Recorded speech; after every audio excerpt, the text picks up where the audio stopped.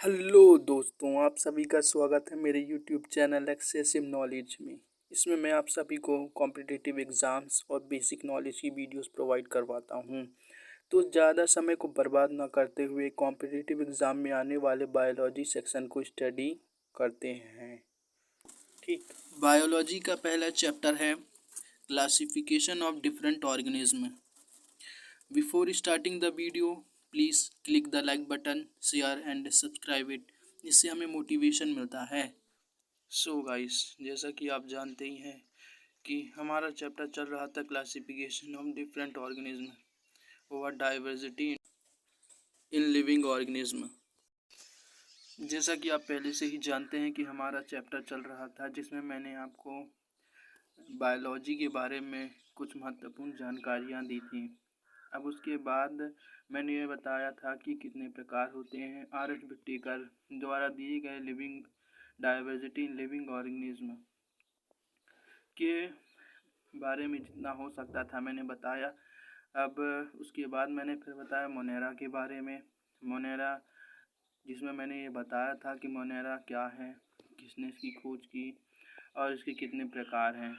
जिसमें मैंने बताया था यू बैक्टीरिया, आर्चियोबैक्टीरिया और साइनोबैक्टीरिया, ये 3 प्रकार हैं।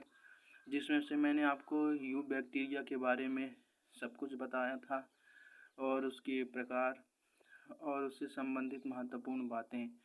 तो इस वीडियो में मैंने ये कहा था कि आने वाले दूसरे वीडियो में मैं ये बताऊं कि क्या है आर्चियोबैक्टीरिया और साइनोबैक्टीरिया, मतलब इस वीडियो में। तो चलिए दोस्तों, शुरू करते हैं आर्चियोबैक्टीरिया और इसके बारे में आज हम जानेंगे हर एक चीज़। फिर इसके बाद हम जानेंगे आज ही साइनोबैक्टीरिया। तो दोस्तों, आर्चियोबैक्टीरिया जो कि शब्द डिनोट करता है इसके अंतर्गत आने वाले सभी बैक्टीरिया को। तो आर्चियोबैक्टीरिया में यदि सिंगल वर्ड देखा जाए तो सिंगल नाउन तो आर्चियोबैक्टीरियम होता है और इसकी खोज करने वाले वैज्ञानिक का नाम है कार्ल बोएसे। इन्होंने सन 1980 के आसपास इन्होंने इसकी खोज की है। आर्चियोबैक्टीरिया एक सिंगल सेल्ड ऑर्गेनिज्म है, मतलब यूनिसेल्युलर। और जो यह आर्चियोबैक्टीरिया होता है प्रोकारियोट से मिलकर बना हुआ होता है। तो आप इस वक्त अपनी स्क्रीन पर देख ही पा रहे होंगे, यही वो ऑर्गेनिज्म है जो कि यूनिसेल्युलर है और प्रोकारियोट से मिलकर बना हुआ है। आप इसमें देख पा रहे होंगे कि जो ये प्लाज्मा मेम्ब्रेन है, इसमें साइटोप्लाज्म है, सेल वॉल है, डीएनए है, फ्लैजिला है, पिली है और राइबोसोम्स है। मैं पहले ही बता चुका हूँ कि जो प्रोकारियोट से मिलकर बने होते हैं, वो बैक्टीरिया जो प्रोकारियोट से मिलकर बने होते हैं उनमें माइटोकॉन्ड्रिया, एंडोप्लाज्मिक रेटिकुलम और उसमें गोल्गी बॉडीज़ ये सब वगैरह नहीं होती है। आप अपनी स्क्रीन पर देख ही पा रहे होंगे आर्चियोबैक्टीरिया की एक इमेज, जिसमें यह स्पष्ट है कि साइटोप्लाज्म है जो कि लिक्विड फॉर्म में है और साइटोप्लाज्म के अंदर ही डीएनए राइबोसोम्स होता है। तो जो डीएनए है वह क्वाइल्ड शेप का है, समझ रहे हैं ना, क्वाइल टाइप का। और जो राइबोसोम है उसके अंदर प्रोटीन बनता है जिसके कारण इन्हें पोषण मिलता है और बहुत सी चीज़ें हैं जो साइटोप्लाज्म के अंदर हैं। बस इतना ही महत्वपूर्ण है, लेकिन राइबोसोम और डीएनए। तो देखिए आप ध्यान से, जो ये सेल वॉल है ये कुछ कुछ बैक्टीरिया के सेल वॉल जैसा ही है, आकार में कुछ वैसा ही है, लेकिन थोड़ा बहुत इसमें अंतर है। जैसे कि जो सेल वॉल होती है वह आर्चियों में कार्बोहाइड्रेट की बनी हुई है, मतलब कार्बोहाइड्रेट चेन से मिलके इसकी सेल वॉल बनी है, जो कि इसको प्रोटेक्शन तो प्रदान करता ही करता है। कार्बोहाइड्रेट चेन से मिलकर बने होने के कारण यह बहुत ही स्ट्रॉन्ग है, जिसके कारण यह बुरी से बुरी परिस्थिति में भी रह पाता है। आप देख पा रहे होंगे प्लाज्मा मेम्ब्रेन को, जो कि सेल वॉल के अंदर होती है। यह ऐसी मेम्ब्रेन या ऐसी सेल मेम्ब्रेन है जिसके द्वारा जो साइटोप्लाज्म है, जो राइबोसोम है, जो डीएनए है और जो बाहर का एरिया है, मतलब अंदर का एरिया और बाहर के एरिया के बीच में जो संपर्क प्रदान करता है, कुल मिला के जो अंदर से बाहर और बाहर से अंदर जा रही है, उस प्रोटीन हो गया या तो डीएनए या फिर कुछ भी हो गया, प्रोडक्शन रिप्रोडक्शन के लिए हो गया, तो यहाँ से जो चीज़ें आती जाती हैं उसको नियंत्रण का काम प्लाज्मा मेम्ब्रेन करता है। प्लाज्मा मेम्ब्रेन फॉस्फोलिपिड्स की बनी हुई होती है। फॉस्फोलिपिड जो कि बाइलेयर होता है और यह ईथर नामक बॉन्ड से जुड़ा हुआ होता है। बाइलेयर मतलब एक लेयर राइट में, एक लेयर लेफ्ट में, ये जो बॉन्ड से जुड़े हुए होते हैं उस बॉन्ड का नाम है ईथर बॉन्ड।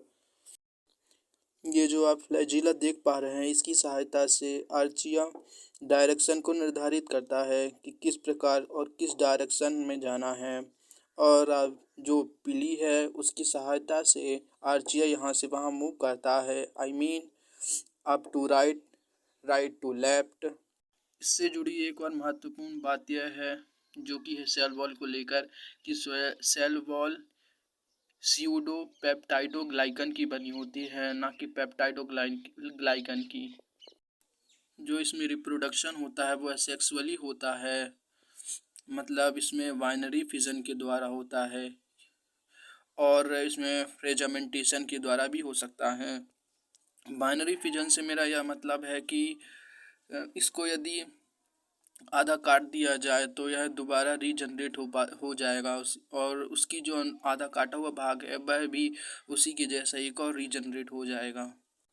यदि इसके एक और महत्वपूर्ण कैरेक्टर की बात की जाए, इसके गुण की बात की जाए, तो इसमें ऐसी शक्ति होती है कि यह बिना ऑक्सीजन के भी रह पाता है। यह असंभव बात है कि कोई भी जीव बिना ऑक्सीजन के नहीं रह सकता है, लेकिन आर्चियोबैक्टीरिया ऐसा है कि वह बिना ऑक्सीजन के भी रह पा रहा है। ये आश्चर्य की बात है। इसका जो रेस्पायरेशन होता है वो एनारोबिक रेस्पायरेशन होता है। जैसा कि हम जानते हैं कि आर्चियोबैक्टीरिया एक माइक्रोस्कोपिक ऑर्गेनिज्म है और इसकी रेंज है 0.5 माइक्रोमीटर टू 1.0 माइक्रोमीटर। यह बहुत ही सूक्ष्म होता है। वीडियो में आगे बढ़ने से पहले मैं आपको एक बात बता देना चाहता हूँ कि मेरे द्वारा बताई गई प्रत्येक बात को आप ज़रूर ध्यान से सुनें और उसे नोट कर लें, क्योंकि जो मैं बता रहा हूँ यह बना तो तकरीबन सिर्फ 7 मिनट में ही है शुरू से अंत तक, लेकिन जो मैंने बातें बताई हैं कम से कम 2 से ढाई पेज की हैं। इसे आप ज़रूर ध्यान से नोट में बनाएं। और यह मैं दावा नहीं कर सकता कि यह ज़रूर पेपर में आएगा, लेकिन आ सकता है, मैं ऐसा ज़रूर कह सकता हूँ। इसका ये मतलब नहीं कि आप पढ़िए मत, क्योंकि ऐसी कोई किताब, ऐसी कोई वीडियो या फिर ऐसा कुछ भी आज तक नहीं बना जो ये दावा कर दे कि पेपर में यही यही आएगा। इसलिए जो सच है मैं बस वही बता रहा हूँ। इस बात को आप ज़रूर ध्यान में रखें और जितनी हो सके उतनी ज़्यादा मेहनत करें। लेकिन मैं ये निश्चित तौर पे कह सकता हूँ कि यदि आपने ये वीडियो देखा है तो आपसे ज़रूर पेपर में कुछ ना कुछ इसमें से आएगा ही आएगा, और आता ही है, क्योंकि जो मैंने बताया है वह महत्वपूर्ण है और याद रखने वाली बात है। और गाइस, यदि आपको ये थोड़ा सा भी हेल्पफुल लगा हो वीडियो तो इसे ज़रूर लाइक करें, सब्सक्राइब करें और शेयर करें लोगों, और भी लोगों को इससे जानकारी मिल सके। यदि आर्चिया के आकार की बात की जाए तो कुल मिला के यह 4 भागों में बांटा गया है। पहला स्फेरिकल, दूसरा रॉड, तीसरा रेक्टेंगुलर और चौथा है जो कि स्पाइरल शेप का है। ठीक है, तो यदि इनके साइंटिफिक नेम की बात की जाए तो 3 साइंटिफिक नेम महत्वपूर्ण है। पहला तो हो गया स्पेरिकल शेप वाला, स्पेरिकल शेप मतलब कॉकी, COCCI। और यदि दूसरे की बात की जाए मतलब रॉड की, तो रॉड को बोलते हैं बेसिली। और यदि फोर्थ मतलब तीसरा जो है यहाँ पर स्पाइरल, जिसे 2 भागों में बांटा गया है, वाइब्रो और स्पायरूचेटा। ठीक, वाइब्रो मतलब यहाँ पर है शॉर्ट हेलिक्स और स्पायरूचेटा मतलब यहाँ पर लॉन्ग हेलिक्स या फिर फ्लेक्सिबल हेलिक्स। तो इसके आकार को लेकर इतनी जानकारी काफ़ी है। तो चलिए हम आगे बढ़ते हैं इसके प्रकार को लेकर। जॉन आर्चिया है उसे कुल मिला के 4 भागों में बांटा गया है, जिनमें से शुरू की 3 महत्वपूर्ण हैं। इनको आपको किसी भी कीमत पे याद ही रखना है। इनमें से पेपर में आने की संभावना ज़्यादा है। ठीक है, तो आइए चलिए हम आगे पढ़ते हैं कि यह आर्चिया कितने प्रकार का होता है। आर्चिया कुल मिलाकर 4 प्रकार का होता है। पहले आर्चिया के टाइप का नाम है क्रेनार्चियोटा। क्रेनार्चियोटा। दूसरा टाइप है योर्चियोटा और तीसरा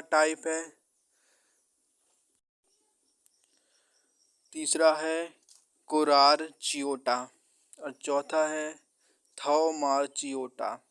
हालांकि एक और प्रकार है लेकिन वह महत्वपूर्ण नहीं है नाम, लेकिन आपको पता होना चाहिए। उसका नाम है नेनुआर्चियोटा। तो चलिए हम अब ब्रीफ में पढ़ते हैं कि क्रेनार्चियोटा। तो क्रेनार्चियोटा के बारे में जानने से पहले हम ये जान लें कि उसके उदाहरण कौन से हैं। तो उसका पहला उदाहरण है थर्मोफाइल्स, मतलब थर्मोफिलिक या थर्मोफाइल्स एक ही है। हाइपोथर्मोफाइल्स और तीसरा है थर्मोएसिडोफाइल्स। तो हम अब आते हैं आर्चिया के दूसरे प्रकार योर्चियोटा के बारे में। योर्चियोटा के उदाहरण हैं हेलोफाइल्स या फिर फिल्स, ये कुल मिला के फाइल्स ही तो है। हेलोफाइल्स और मिथेनोजेंस। यह ऐसे ऑर्गेनिज्म हैं जो कि मीथेन प्रोड्यूस करते हैं। जैसा कि मैं पहले ही बता चुका हूँ, ये बैक्टीरिया में भी मीथेन प्रोड्यूस करने वाले थे और इसमें भी हैं।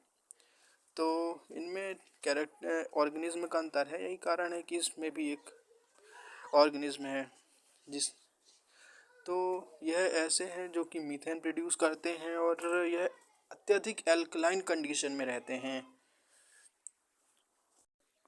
या फिर एल्कलाइन कंडीशन को झेल सकते हैं, बात एक ही है। तो तीसरा प्रकार है कोरार्चियोटा। यह सबसे ज़्यादा पुराने ऑर्गेनिज्म हैं अर्थ पर। तो यह इतने पुराने हैं तकरीबन 3.5 बिलियन साल से ईयर्स टू 4 बिलियन ईयर्स।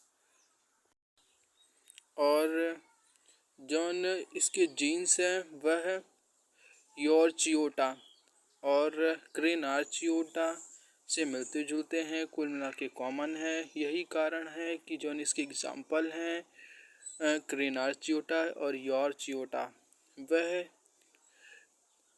कोरार्चियोटा के अंतर्गत ही आते हैं। उदाहरण के लिए आप ले सकते हैं हाइपरथर्मोफिल्स को। और आखिरी प्रकार है थाउमार्चियोटा, जो कि इसका आखिरी प्रकार है। यह धरती पर ऐसे ऑर्गेनिज्म है जो कि अमोनिया को भी ऑक्सीडाइज कर सकते हैं, इसलिए थाउमार्चियोटा एक महत्वपूर्ण आर्चिया है। ठीक, तो इससे जुड़ी हुई बातें जो महत्वपूर्ण थी वह मैंने बता दी। अब बारी आती है साइनोबैक्टीरिया की। अब इसके बारे में हम विस्तार से पढ़ते हैं। जो जो ज़रूरी है उतना ही पढ़ना है। तो इसे ही हम ब्लू ग्रीन एल्गिया भी कहते हैं, मतलब cyanobacteria equal to blue green algae. Cyanobacteria is known as cyanophyta. इसमें फोटोसिंथेसिस होती है जिसके द्वारा सनलाइट जाती है और इसमें एनर्जी तैयार होता है। यह प्रोकार्योटिक सेल से मिलकर बने होते हैं, मतलब ये प्रोकार्योट से मिलकर बने होते हैं और यह जनरली फ्रेश वाटर में रहना पसंद करते हैं या फिर कोई टेरेस्ट्रियल इन्वायरमेंट हो, मतलब स्थलीय वातावरण। Cyanobacteria is a autotrophic organism. यह सिंगल सेल्ड ऑर्गेनिज्म है और यह अपना भोजन सनलाइट की प्रेजेंस में ही बनाता है। थाइलेकोइड्स नामक एक फ्लैट बैग पाया जाता है जो कि ब्लू ग्रीन एल्गी सेल्स के अंदर होता है, जिसकी सहायता से फोटोसिंथेसिस होती है। इससे संबंधित जो भी जानकारियाँ थी वह मैं लगभग दे चुका हूँ। थोड़ा बहुत और बचा है जो कि मैं अभी बता दूंगा, लेकिन इससे पहले मैं आपको यह बता देना चाहता हूँ कि यदि आपको थोड़ा भी हेल्पफुल लगे तो इसे सब्सक्राइब ज़रूर करिएगा, इसे लाइक भी करिएगा कि हम लोग को मोटिवेशन मिलता है और इसी प्रकार वीडियो बनाने का। और यह पेपर में आ सकता है, इसीलिए आप अनिवार्य रूप से इसे कॉपी में नोट ज़रूर कर लीजिएगा और इसे बार बार स्टडी करिएगा। यह वीडियो उन सभी के लिए यूज़फुल है जो 11th क्लास में हैं और जो CDS की तैयारी कर रहे हैं, जो NDA की तैयारी कर रहे हैं, जो PSC की कर रहे हैं। ब्लू ग्रीन एल्गी कॉलोनीज में भी रहती हैं और यूनिसेल्यूलर रूप में भी रहती हैं, इसलिए इनके रहने का कोई रूप नहीं है। मतलब यह एक साथ झुंड में भी रह सकते हैं या फिर एक अकेला भी हो सकता है। टॉक्सिन्स, जिसका एक टाइप है साइनोटॉक्सिन, जो कि साइनोबैक्टीरिया के द्वारा ही प्रोड्यूस किया जाता है। साइनोटॉक्सिन, यह एक बहुत महत्वपूर्ण बात है कि साइनोबैक्टीरिया साइनोटॉक्सिन प्रोड्यूस करता है और यह बायो टेक्नोलॉजी की क्षेत्र में साइनोबैक्टीरिया का बहुत महत्वपूर्ण योगदान है। हालांकि यह ह्यूमन के लिए हार्मफुल है, यह बहुत ही स्पष्ट बात है, क्योंकि साइनोटॉक्सिन जैसा तत्व ह्यूमन लिविंग के लिए हार्मफुल है। इसका दूसरा यूज़ है फूड कलरिंग के लिए। फूड कलरिंग में इसका बहुत महत्वपूर्ण योगदान है और एनिमल फूड के रूप में भी इसका इस्तेमाल किया जाता है। रॉ मटेरियल में कलरिंग के लिए भी इसका इस्तेमाल किया जा रहा है। कुल मिलाकर इसका इस्तेमाल बढ़ता ही जा रहा है और बायोएथेनॉल के प्रोडक्शन के लिए भी इसका इस्तेमाल व्यापक रूप से हो रहा है। यह ऐसा जीव है जो कि हमें ऑक्सीजन प्रोवाइड कराता है। यह इसकी सबसे महत्वपूर्ण बात है कि ऑक्सीजन ग्रेट इवेंट इसी के द्वारा किया हुआ है और यह बहुत ही पुराना जीव है, तकरीबन बिलियंस ईयर्स पुराना है। सबसे पहले यही जीव है जिसने ऑक्सीजन प्रदान करना शुरू किया था।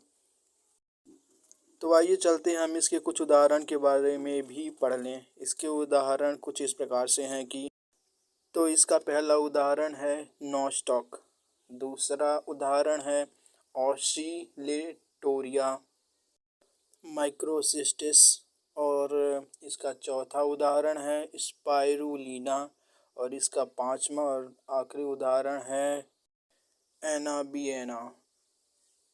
तो इसी के साथ आज का चैप्टर मोनेरा ख़त्म होता है। अब हम दूसरे भाग के बारे में बात करेंगे अपने अगले वीडियो में, जिसमें हम बात करेंगे प्रोटेस्टा क्या है और इसके प्रकार क्या हैं और इसके कैरेक्टर्स क्या हैं। तो ठीक है, यदि आपको यह वीडियो थोड़ा सा भी हेल्पफुल लगा हो और आपको लगा हो कि यूज़फुल है तो इसे ज़रूर शेयर कीजिएगा, इसे लाइक कीजिए और इसे सब्सक्राइब कीजिए। ठीक है, ओके, टाटा।